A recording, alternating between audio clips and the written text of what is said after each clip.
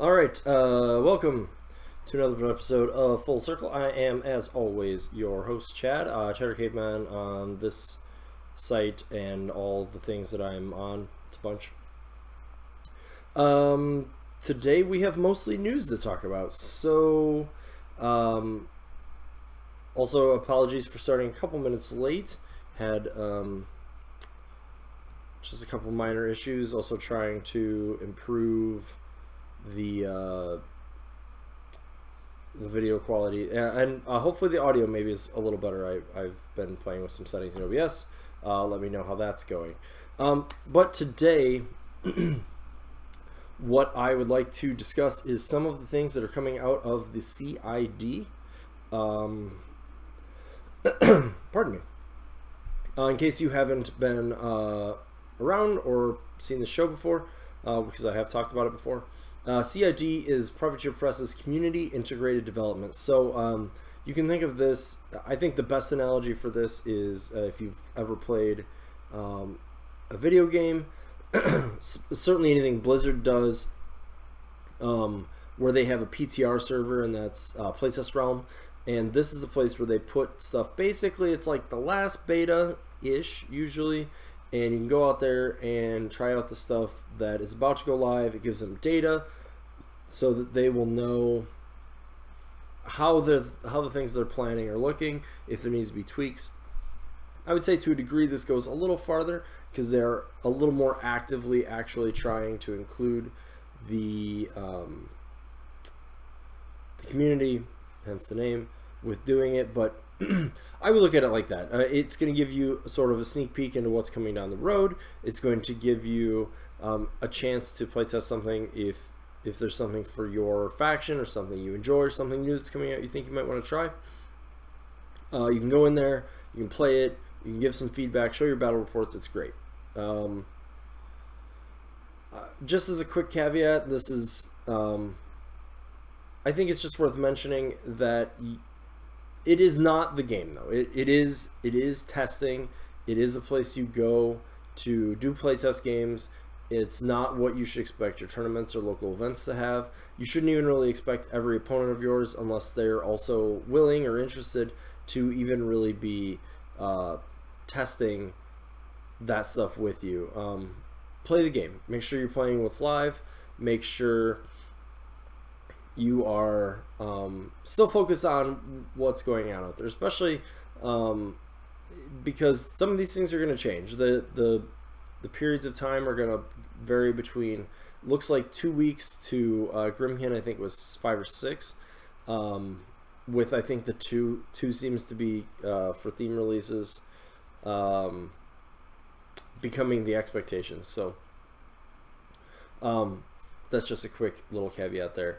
Also, just as a help to mostly Will Pagani, but any of the developers there at Privateer Press, if you go into the CID forum, and you can register, anybody is welcome to, please keep in mind that that forum is very specifically designed for testing.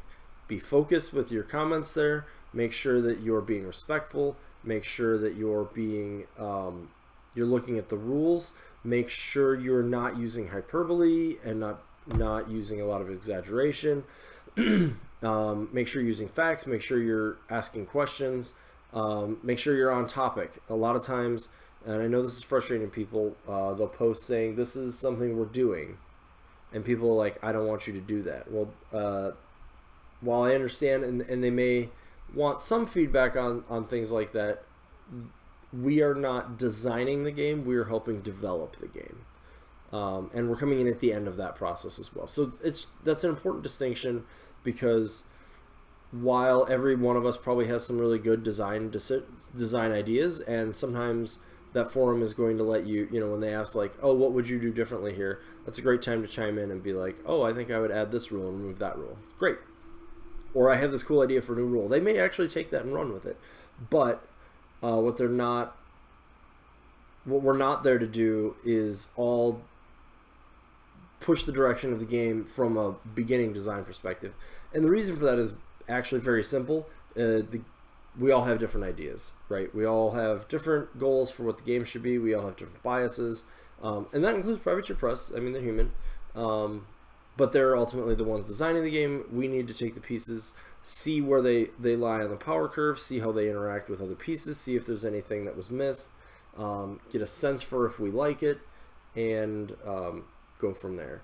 And at the same time, we should be playing the game, as I mentioned. So just that's my bit of charity to the staff there, because having gone through that forum and seen a lot of the feedback, I have to commend them for the amount of patience and diligence they show working on that. So I really like the system, and kudos to them. So that out of the way, CID dropped this Monday with a little early. They usually do them on Wednesdays, it seems. Monday this time.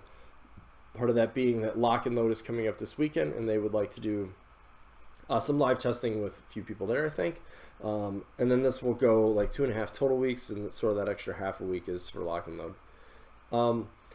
The primary focus of this one is the Northkin Trollblood theme. I'm not going to go into a ton of details, but I actually really like the theme.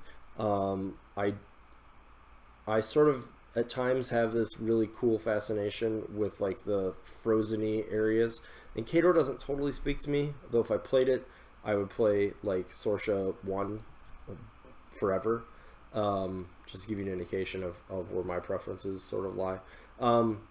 But this is a really cool theme for Trollbloods. If you enjoy Trollbloods or think you enjoy that sort of thing, I would check it out. A lot of emphasis on things that are cold immune, sort of infantry there's a decent amount of ambush and things like that. And there's a unit of freaking polar bears that have ambush. They're amazing. I love them. I may buy them. I will probably buy them actually, because I think the models, at the very least, I think the models will be very cool. I may try out a game or two with it, but yeah, we'll see. Some buff system existing stuff is in there too. New Warlock, things like that. So check that out. Along with that, the things that are relevant, so to bring this into the full circle, to go full circle, if you will. The reason I want to talk about it is twofold. First, one of the big announcements is they are internally and now externally testing the idea that theme forces will could be permitted to include one minion or mercenary solo, and one minion or mercenary unit, and one minion or mercenary battle engine. And I specified all three because you could have one of each is the current approach potentially. And that's a really big change. And there's a few things they've said to assume with that. One, assume that every faction will have 4 theme forces. We don't know what the timeline is for that, but it seems like what they want us to do is think about this rule change with that in mind. And also the idea is, one of the clarifications that was made as part of this is they see theme forces as the predominant way to be building lists going forward. And that's a thing that some people in the community have a lot of varied opinions on. Some people really like that, some people really dislike that. A lot of people fall somewhere in the middle. And then also the concept of theme sort of has this notion that the idea behind it is you're getting a benefit at a cost. And being able to include some of these mercenary minions may remove some of that cost and now provide too much benefit. And I think that's where a lot of people's concern is with this. So this, I don't know that I saw proof of this, somebody mentioned it to me, but it seems like this will not be a change that will be a single cycle of CID. I think this is something where, as you look out there, and especially as we get to the second piece of kind of what we want to talk about, is if themes continue to be the way that you're going to build your army, we've very quickly sort of created a world where people's minion and mercenary options are not being used. Take a look at the theme forces that are already being played out there. Let's look at some of the popular ones. Cygnar. I haven't seen a minion or mercenary in a Cygnar list since December, maybe even farther back. But since there were themes, I have not seen one in that list. Khador, same thing. Protectorate, same thing for me. I know some Protectorate folks haven't been as thrilled with their theme forces, but I think that there's some strengths there. And I haven't seen really any minions, or sorry, mercenaries in their case. Cricks, I haven't really seen any there. In the Horde side, you certainly haven't seen a whole lot in... you've seen a little bit more because the themes, I don't think, have been played as religiously on the Horde side. That may be something that needs to come up. Also, I feel like the Horde's minions options are not as deep as the War Machine's mercenary options, but be that as it may. But I've still seen I'm playing a lot of the Devourer's Host. I haven't played any minions and mercs in there. And frankly, it has made a difference in how I've approached some of those games. So definitely something to be mindful of. So I think that this is some of my conjecture, but it will provide some of those lists the ability to handle some problems if they so choose. Also, I think if you look out there and you see that the game is going to continue to grow by a theme, that these mercenary options will just be used less and less and less and less, and that's going to affect a lot of things. A lot of people own those and would like to find an opportunity to play them, and if they feel like, well, I should play in a theme, I can't have mercs, I'm not going to take a merc, sort of a concern, potentially. I mean, it potentially has some concerns with what Privateer Press is actually able to release for mercenary minions, right? So the mercenary faction, minions faction as a faction are not played, from my observations, as readily as the rest of the larger factions, and that may impact Privateer's ability to release more things for that, because if the people playing the main factions aren't picking that stuff up, maybe they need to make fewer things, and that means the mercenary and minion players maybe get fewer things as well. That's some conjecture on my part. Also, minor sidetrack, the notion that the company shouldn't do things to make money is foolish.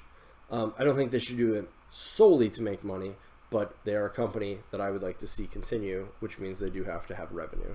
And preferably the increase in revenue, because then we can get more cool things. So it's just my minor soapbox, since it's my soapbox. So this creates some, and we're not really clear, and I'm not going to go into details on how that rule is going to be implemented. There's a lot of debate still about how they want to approach that, whether it'll be a holistic rule, whether they'll look at it from theme to theme. I think a lot of the concerns with this are that right now some of the strongest themes in the game are Cygnar and Khador, and by this rule change, Cygnar and Khador stand to gain the most, and there's a lot of folks that sort of have concerns with that, being that a lot of what we are seeing competitively is those two factions in a couple of their very strong themes right now. I share those concerns. I think in general, my opinion on things, I think that there are more strong mercenary options than minion options.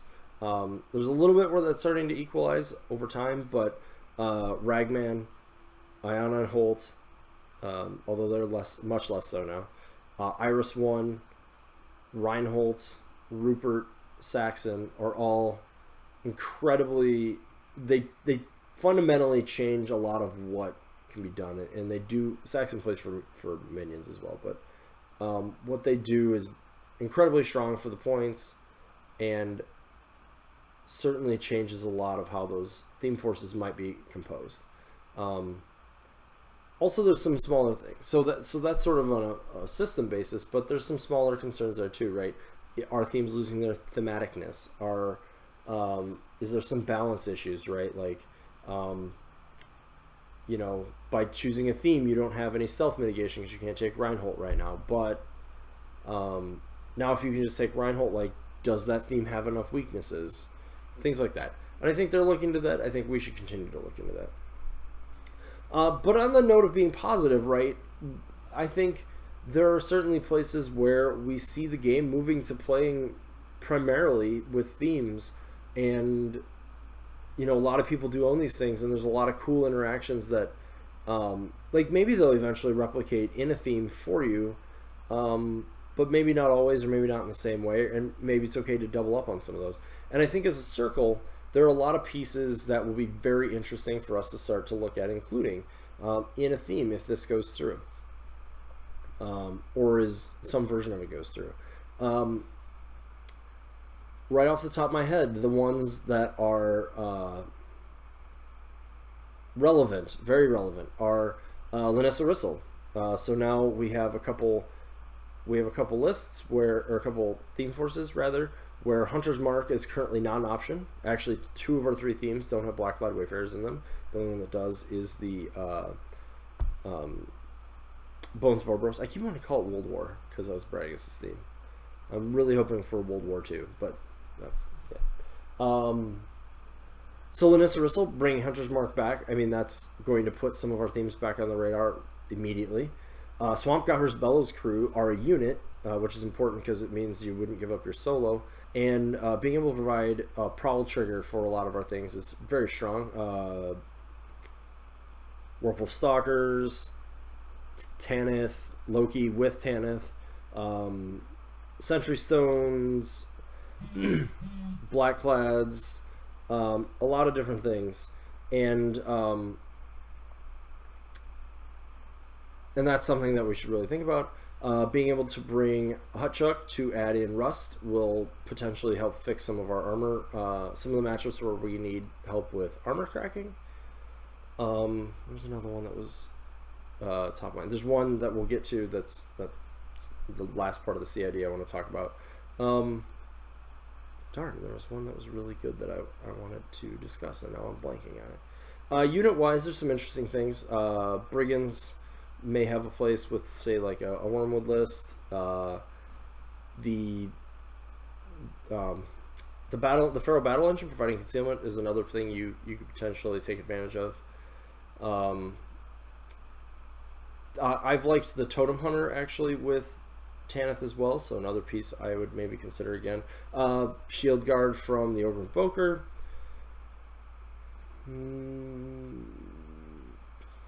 There's a couple ambushing units in there. They could be interesting. Or the Bogchogs have theirs with ambush and stuff. The Bogchog Shambler, again with a list that has a lot of units, has some pretty interesting application. There was one really strong piece that I'm totally blanking on though. It's unfortunate. Also, it just this isn't that strong, but being able to add a Gobber Chef is at times just going to be nice to fill if you have 1 point or something that you don't have a better way to fill. So I like some aspects of the change personally, and some aspects I'm sort of iffy on. Like, it's sort of strange to me that I'm purposely including Linissa instead of Blackclad. Will Pagani had a pretty good explanation for that on their forums, saying, well, the purpose of minions, in our case, or mercenaries, is to be hired by a group to do a thing. And if the fluff behind the Devourer's Host is sort of that it has separated from the Blackclads as a group, or has if we look outside of Circle, the Trenchers have an independent organization within the largest Cygnar army, and they are able to hire mercenaries on their own, for example. But within Circle, the Blackclads maybe are not willing to work with an entire horde of Tharn for whatever reason, and have divorced themselves from that.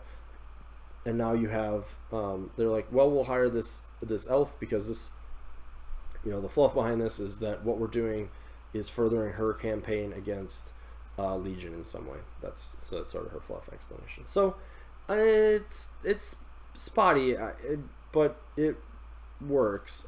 I sort of follow the logic, not entirely, because part of theme to me is sort of that also thematic visual, and Linissa doesn't have a good thematic visual for me with Tharn.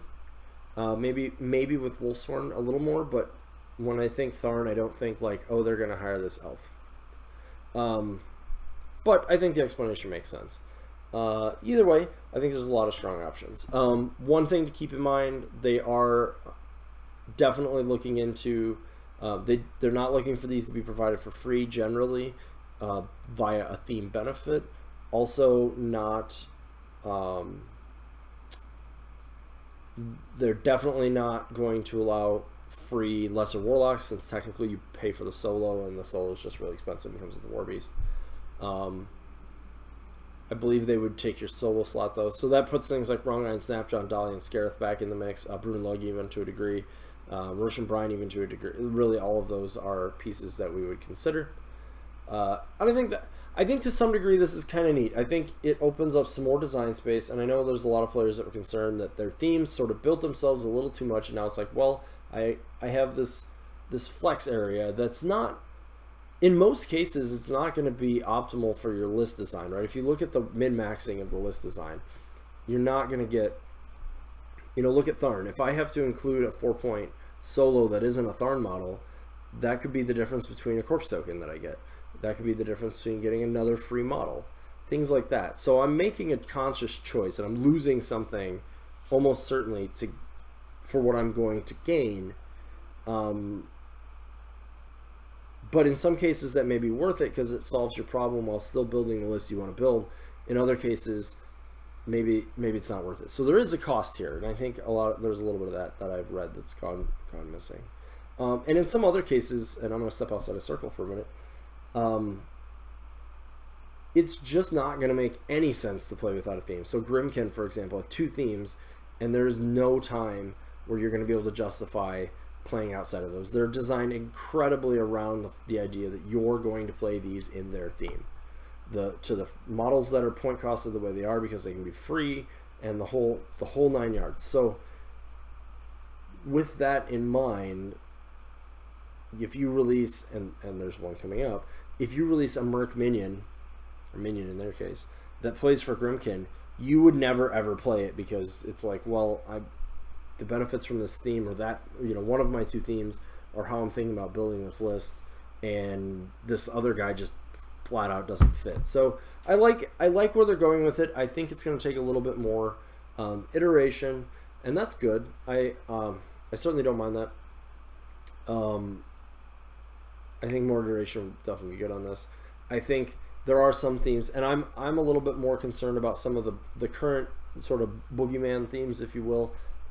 Cygnar, Ghostfleet, Khador, Oracles of Annihilation, all taking what they do, and maybe the weaknesses those lists were supposed to have just vanish, and that would be a little concerning. So I'm not alarmed.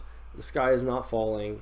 I think it's an interesting way to look at changing some stuff and open up some more list options. And I'm excited in Circle to try a few things out. So that's that. The next piece that I wanted to talk about, though, is there also is going to be a mercenary minion solo that plays for every faction, and I mean every faction. That includes Convergence and Grymkin, so it's unusual.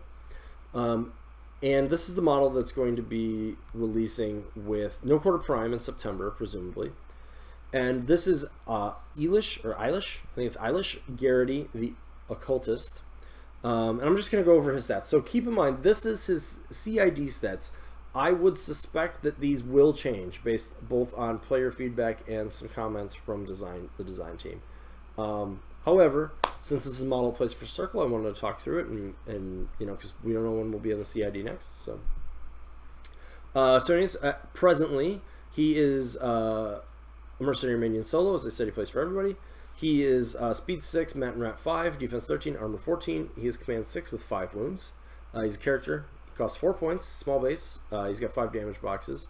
He has the Arcane Void rule, which I think first appeared in Retribution, but when a model in his command range of 6, as I mentioned, is targeted by an enemy spell, that spellcaster takes a d3 of damage points, and if that kills the model with that damage, the spell won't take effect.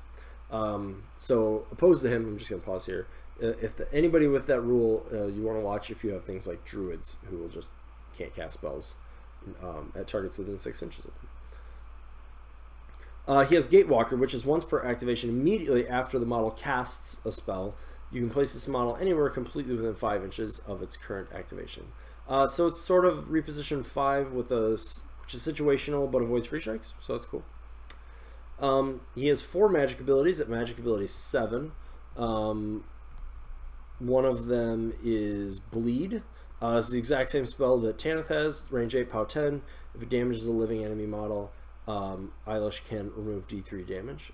Remember that for a minute. He has Death Rattle, which is range 8, POW 12 magic. If it boxes living undead, non-warcaster, non-warlock enemy model, you can immediately take control of the model. The box model immediately makes 1 basic attack and is removed from play. He has Hex Blast, which is a range 10 AoE 3 power 13 magic attack. Enemy upkeep spells and animi on the model directly hit immediately expire. Model / unit immediately hit. And Puppet Master, which can be either an action or an attack. It's a range 10 spell, targets an enemy model unit. It's a magic attack. If you have you can have one affected model re-roll 1 attack or damage roll, and then it expires. It lasts for 1 round.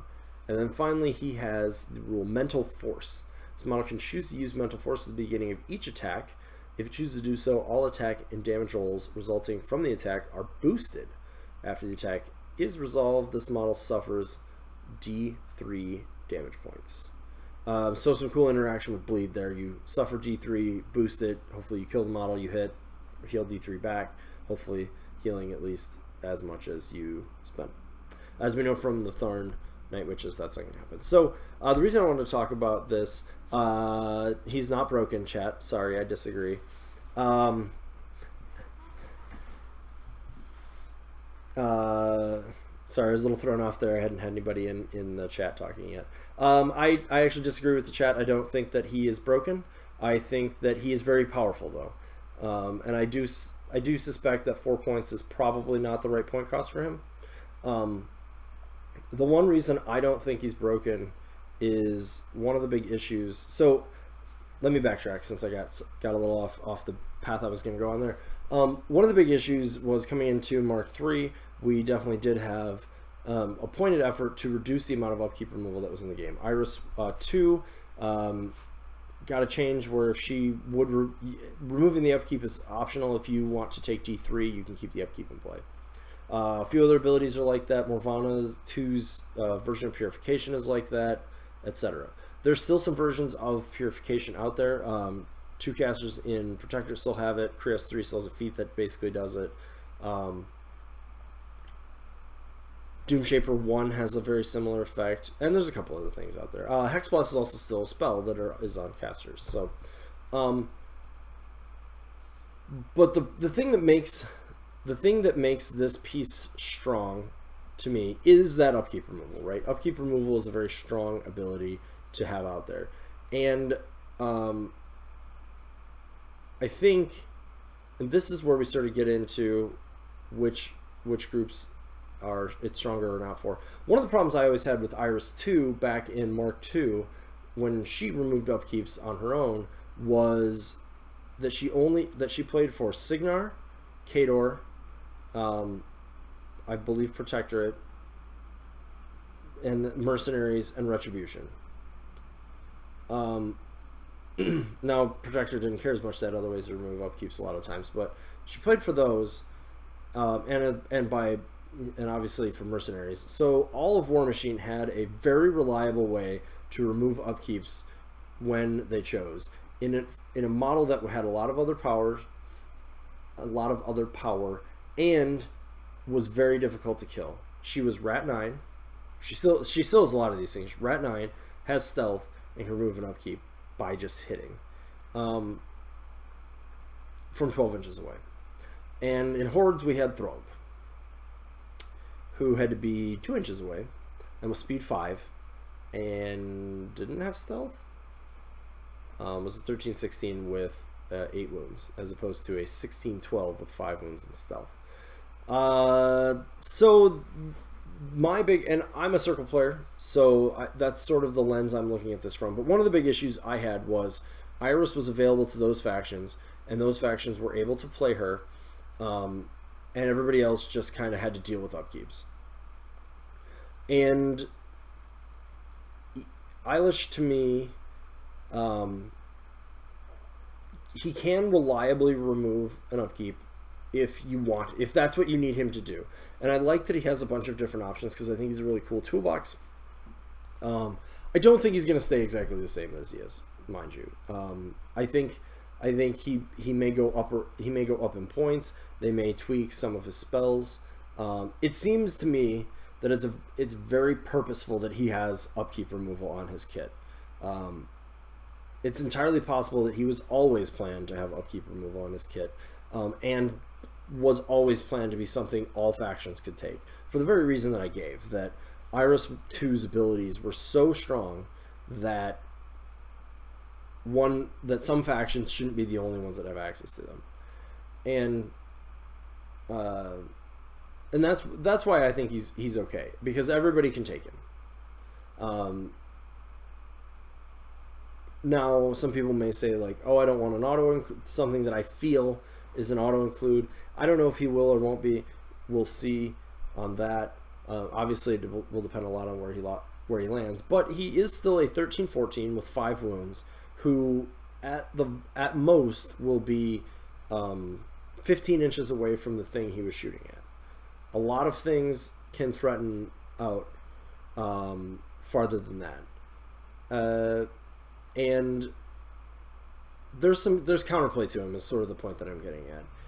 He can only be so far away. What's he doing the rest of the game? So, now do you have to hold him back because you're afraid of me killing him? Do I care, right? Some warcasters just aren't going to care. Do I just need to make sure that I'm keeping one piece safe, like my caster, right? A spell that is 10 inches away is a lot harder to deal with. I'll come back to that, Dennis. A spell is much harder to is much easier sometimes to deal with than a ranged deck. And range 10 is easier to deal with than range 12. Now JG's got me there. So I'm going to jump to chat in a minute. Somebody mentioned Morvana 1. I'm going to explain that for people who were not following the chat. But Morvana 1 actually is the one caster that will not care whatsoever about him, because she can always choose to take D3 damage to keep her spells in play. Which I think is a rule that maybe is going to become more, maybe that's part of the design here, is going to be some casters may get that rule as well, right? If we want to keep it, I'm just saying Privateer has a lot of tools, right, to balance putting this out there. I'm sort of trying to get into the head of the designers with this piece and see where their head's at with this and what their thinking is. But to me, it was extremely purposeful that they put a model with upkeep removal into the game for all factions. So if I take that assumption as that is desired, then I'm okay with this model, because he's a model anybody has the option to take. Not every list is going to need upkeep removal. In fact, in Circle, I actually left a comment on somebody's CID. They were playing a Wormwood list with 2 Woldweirds and a Pureblood, and they took Eilish, and he ended up being relevant in the game, but from a list design perspective, I was like, what? I mean, the Puppet Master is obviously, can be a strong ability. Probably not necessarily worth 4 points most of the time to me, but depending on what type of list you're playing. But I was like, you don't need you purposely don't want to remove upkeeps when you have Woldweirds. So you actually want to use the Wraithbane with the Woldweirds rather than removing the upkeep. So just keep in mind, even though even a model that's removing upkeeps, not every list is going to care. Not every list is going to want to make points for him. Again, he's a mercenary, so we don't know where that other rule I was just talking about is going to lie. That will make a difference as well. The reposition, I like the placement reposition is, or the placing at the end of his activation. It follows something similar to what there's some models in Trollbloods that do that. The Northkin Shaman, I think it is. The rule's slightly different, but it has the same. It's called something different, I believe, but it has the same, or a very similar effect. And I think it's a very strong rule, but it's not stealth. and it's not sack pawn, and it's not. Those are the two big ones I can think of. There's probably a third one. It's not a super high defense or armor value, right, or anything like that. So it's really good. The 10-inch range of Hexbolt may actually be the thing that's concerning. I know there were some suggestions that maybe Chasen would be a better choice, which is I'd have to look it up, but I believe it's a range 8 POW 12 that has the same effect, removes an Animire upkeep on a direct hit. That might be something that is actually a little more reasonable. That might be a direction they go. He may just go up in points. I could see 5. And yeah, there are a lot of casters that rely on upkeeps, but I think, and we'll see. I haven't played him.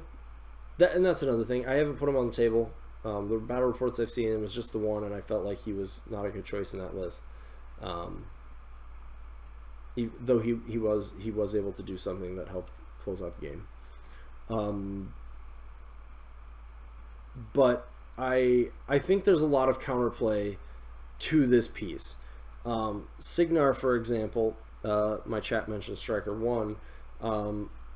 He's going to have 2 Arcane Shields out. Elish is only going to be able to hit 1, and one thing Signar is real good at is shooting 15 inches away. With pretty accurate, defense 13, armor 14 model with 5 boxes is not something Signar can't choose to kill. But a savvy. So now there's some counterplay there, right? A savvy opponent's going to be able to keep their Eilish safe. Savvy, on the other side, they may be able to shoot him. I don't know. He is incredibly strong. I don't want to dismiss that. He is incredibly strong. And the video that the fine gentleman at Privateer put out said that he is intended to be. And that's good. I like when they're looking to include power into the game. There may be other places that they're looking to add upkeep removal. I don't know. Also, by the way, I didn't put this on here, but the model for this guy is amazing. He's got like a book and a skull. It's pretty cool. So I'm really excited to see. I love seeing cool models. But we'll certainly see how this plays out over time. I think, again, this is a model that plays for Circle, so I just want to talk through a couple implications there. One of his effects has a remove from play clause, something that is very strong right now into Ghost Fleet. Circle doesn't tend to need it as much. We have access to more remove from play options in most factions, but not irrelevant. Bleed, like I said, is pretty strong. If you just want him killing models, you get to heal off of them. Puppet Master is kind of always good. So a lot of our, Tanith is going to be, Tanith really feels like a strong place for something like that because she really wants to hit her gunshot. And it'd be nice maybe to not have, sometimes you're like, oh, the defense 12, I really need to hit this. So I'm gonna have to boost because I can't afford to, it's likely that I hit, but like a 6 is even a 5. Sometimes you're like, oh, I need that 5. What if you're gonna be able to maybe not boost every time, or when you do need to boost, that you're not like, well, I need this 9, which is pretty likely, but we've all rolled an 8, an 8 or less on 3 dice. So Puppet Master is very strong for that reason.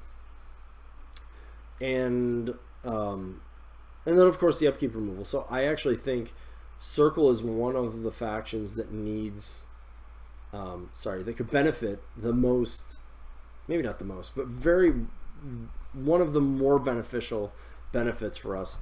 We don't, when you're starting to look at things like an Arcane Shielded Stormwall, that all of a sudden shifts us from being able to play more infantry in the list to not being able to do that a lot of times. Because those are the sort of things that I'm looking at probably being able to remove.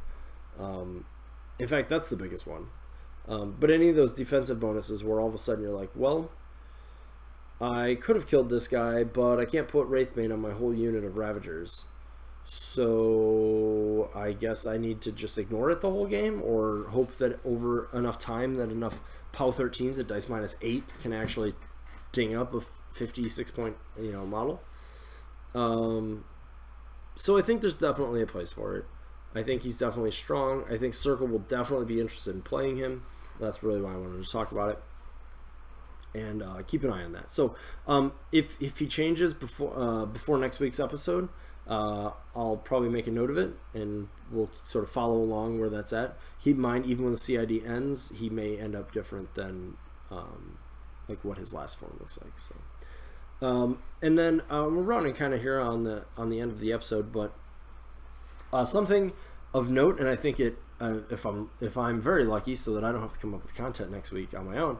I believe from listening to the video that Will did this week about this, they also talked about Jackson, who's the marketing guy, talked about the fact that if anybody stuck around last year for the Lock and Load keynote, it wasn't very keynotey, right? It was just sort of this really teasery video of Grymkin, and then Matt Wilson being like, you should go here and you should go there to get your Mark III stuff, and you're like, oh, I stayed up, like that was okay.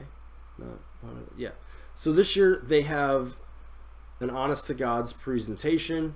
It sounds like it's going to be pretty awesome. The schedule is up on their website. I believe it's 9 a.m. Pacific daylight time. So here in the Midwest where I am, that's 11 a.m. and that's on this Friday, so 2 days from now, or a little less than 2 days from now. I guess so. Wednesday's almost over.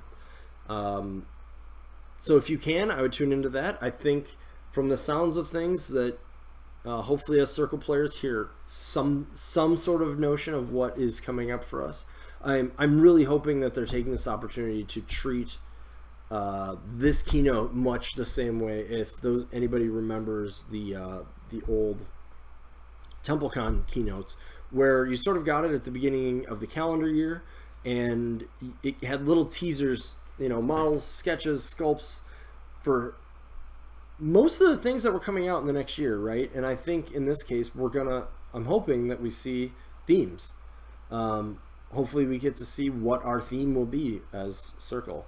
That's coming out, sometime between now and the next Lock and Load. I'm obviously pulling for sooner rather than later, but we'll see how it goes. So I definitely recommend checking that out. If you're going to Lock and Load, good luck to you. I will not be, sadly. I'm in the midst of purchasing a house, and that was a really bad time. So maybe next year, maybe. Yeah, so next week, look for me probably to, depending on the news coming out of Lock and Load, if there's enough of that, we'll be talking about that. If there's enough news in CID, we'll talk about that. If there's any Circle-specific news that pops up, you can bet your ass we'll talk about that. Also, just as a side note, I would like to start, and I don't know when timing-wise this is going to work, I would love to solicit getting maybe another Circle player to, not a regular necessarily, but having a couple guests from time to time, like one at a time probably, but join, and maybe we'll have a topic we talk about, or maybe it'll just be me asking them about their experience with Circle, and I'll talk about, we'll talk about things that they've done, so we can get a different perspective. So if anybody's interested, shoot me a message on anywhere that Cheddar Caveman shows up. Facebook's fine. This video's fine too. Or if there's anybody in particular you think would be interesting to have on the show, let me know. I can see what I can do, no promises. I also at some point would like to get to doing a little bit more of the on the tabletop, maybe battle reports, or maybe some more of the tactics discussions that I had a few weeks back. But so far time and also the setup, I haven't been able to get a setup I love with that just yet. So stay tuned for that. I'd love to do more of those. We'll see about battle reports. Getting more, I take 2 bags to the local game store as it is, so getting another backpack with me is kind of going to be a bit much. But we'll see. Maybe I'll suck it up and do that. So anyways, I would love to thank everybody for watching, and I'd love to thank my sponsors. Muso Minis still been great. I keep trying. I think I'm up to. I don't think I'm up to date with videos there. I think I updated them on my blog. Feels bad, man. Anyways, Muso Minis lets me host these links to my videos there. I'm going to try to actually follow up on updating that, or maybe just start posting, just remembering to post. Maybe there'll just be some missing episodes there. And as always, I love to thank Griffin's Roost Painting. There's the Griffin there. My wife's painting company. She does fantastic work. I didn't do it this episode, and I should have, but my Storm Raptor is painted. I will perhaps have that on next week's episode, if I am permitted. I think I may not actually be, but it's finished. It looks glorious, and look for more from Griffin's Roost on that. And I think there's more in the works with that, so there's a lot of time spent on it. It looks amazing. Anyways, if you want models that look amazing, check out griffinsroostpainting.com or Griffin's Roost Painting on Facebook. And once again, thank you for watching. Bye.